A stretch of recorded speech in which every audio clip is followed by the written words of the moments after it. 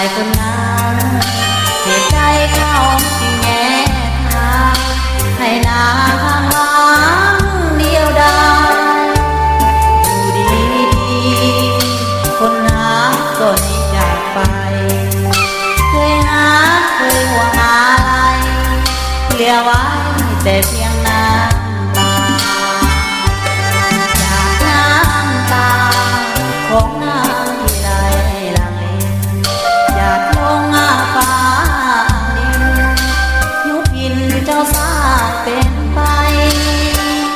ลืมเขาเสียทีเมื่อเขาบ่มีใหญ่อย่าได้เศร้าโศกเสียใจโศกหาใครไม่ยังมี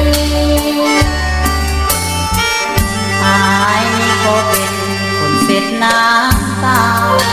บอกให้มองมนอุลาอายมาเป็นเพื่อนปลอบใจมีอายคนเดียวจะขอเป็นคนสุดท้ายอย่าได้เศร้าโศกเสียใจมีอายสวยเสร็จน้ำตา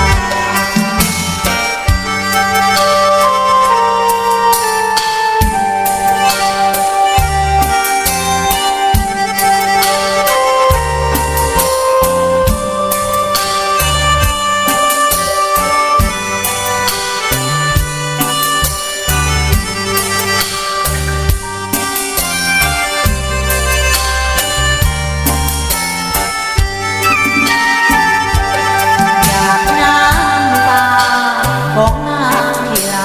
หลังเลอยากลงฟ้าดินยุบยินเจ้าสร้างเป็นไปลืมเขาเสียทีเมื่อเขาบ่มีใหญ่อย่าได้เศร้าโศกเสียใจโศกหาตายมายังมีอายก็เป็น